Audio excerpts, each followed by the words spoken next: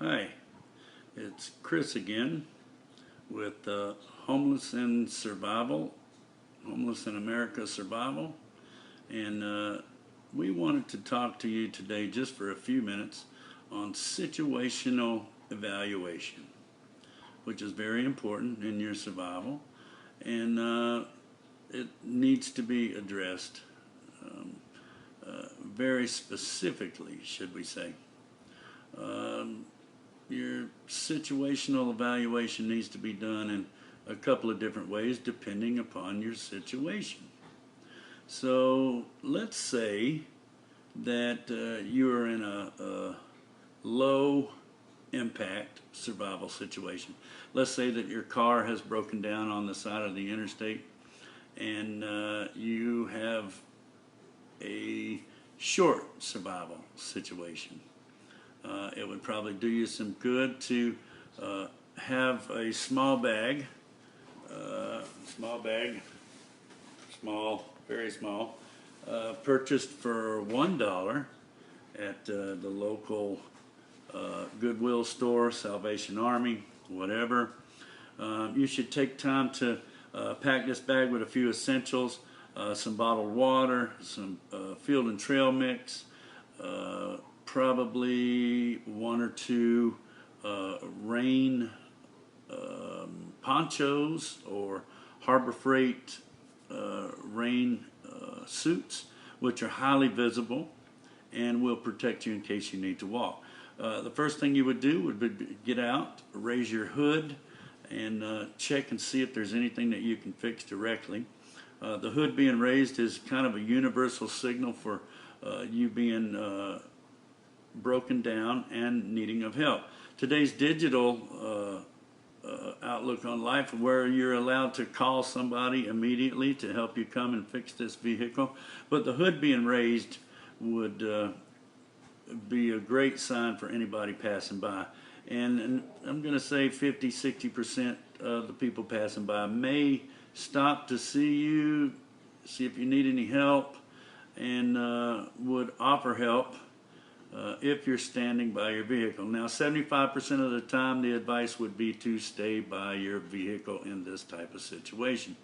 Women need to especially guard against predators in that situation. If you don't feel right about anything, you don't feel right about getting a ride from somebody, don't take it. There will always be somebody else that will stop and offer help. Somebody may stop and offer help and may be able to actually fix what the problem is.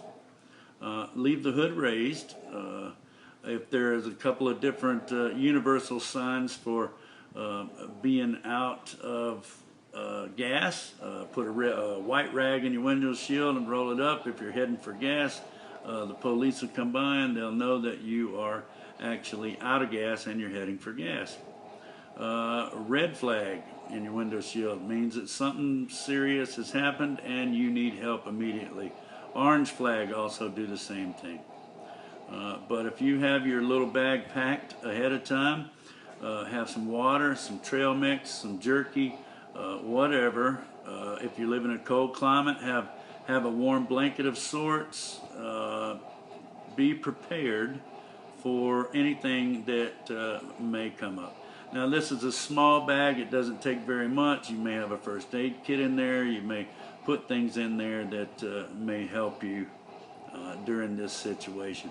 But hood up, flag in the window will definitely let people know that you're in need of help. And if the police stop, and bless their hearts, they're there to help you. They will help you. They may give you a ride to the next available exit where you can get some help and go from there. But if you are prepared to possibly spend the night in the vehicle, it may be a snowed in environment, be prepared to do that.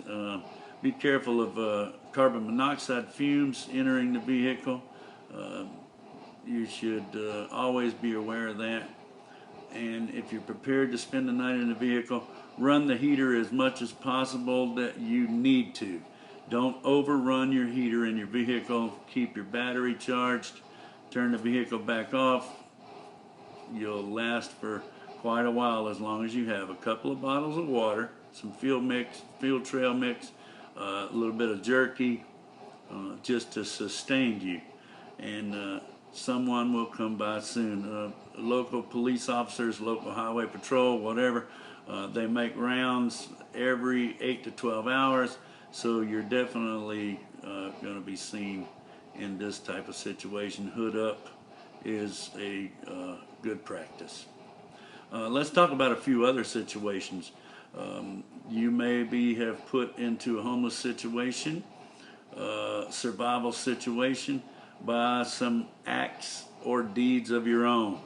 Hey, look, if drugs have put you into a homeless situation, get away from the drugs, get away from the people that have supplied you the drugs, get away from it, get it out of your life, stay clean off the drugs, and you'll avoid conflict with law enforcement, period, if you're clean. I would suggest that if alcohol may be your problem, stay clean and sober while you're homeless.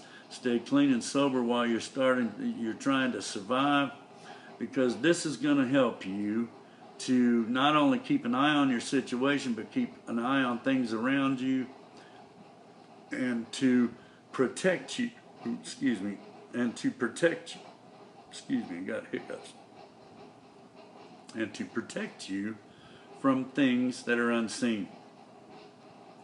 If people don't seem to be right, don't hang around them, don't treat them as friends, and be careful who you take into your environment. Keep your circle close. Keep it to people that know what your situation is all about. There may be situations where you have the ability to join forces with another homeless person. Let your heart be the guide there. Let their actions be the guide. Stay honest. Don't shoplift. Don't steal. Don't do anything to survive. If you have chosen the homelessness lifestyle to be your lifestyle, then you probably know more about what I'm going to say or what I am saying at this point in time. Let's talk about hygiene for a few minutes. 50% of the people out there are going to perceive a book by its cover. So if you choose to be homeless and you choose to look homeless, you're going to appear to be homeless. You're going to miss out on a lot of help. You might miss out on a few rides. I would suggest that you keep yourself clean. I would suggest that you keep a nice set of clothes with you. Nice pair of khakis work good. They got a lot of pockets. They look well. A nice collared shirt, golf shirt, whatever. Decent pair of shoes, and a smaller bag actually to travel with. If you have a large bag full of essentials and tents and so on like that, find a place that's secure to put that away, and walk around with your smaller bag for the day. This will help you immensely, especially if you're looking for rides to somewhere or if you're going for a job interview, because this is all about making your situation better day by day. Remember to always do something, one thing every day to better your situation or to better your family's situation. And always remember, if you get what you need, you got more than you ever wanted. Let's talk very quickly about dumpster diving. Used to be you could go behind a drugstore and find everything you needed for brushing your teeth, to shampoo, to soap. Now they've put those things all in an enclosure to where you cannot get those types of items. Dog food, pet food. If you have a pet, you're going to have to worry about feeding your pet. Go behind the PetSmart or anything like that. See if they have any dog food or anything in their trash can. Used to be you could find just about anything you needed. Let's check out auto parts dealers. If your car's broke down, you may be able to find what you need for auto parts. Things that you don't normally think about in a in-home situation, you may need to think about in a survival situation. Be careful of who you befriend, because they may be out to just take what you got and move on. Be very wary of where you camp, and being in and out of the public eye. We'll do another video on that as soon as we can, of being in and out of the public eye. There is a way to do that and a way to do it correctly, but remember, if you stay clean and you stay sober, that you'll have no problem from law enforcement if you explain to them that you are homeless and this is your situation.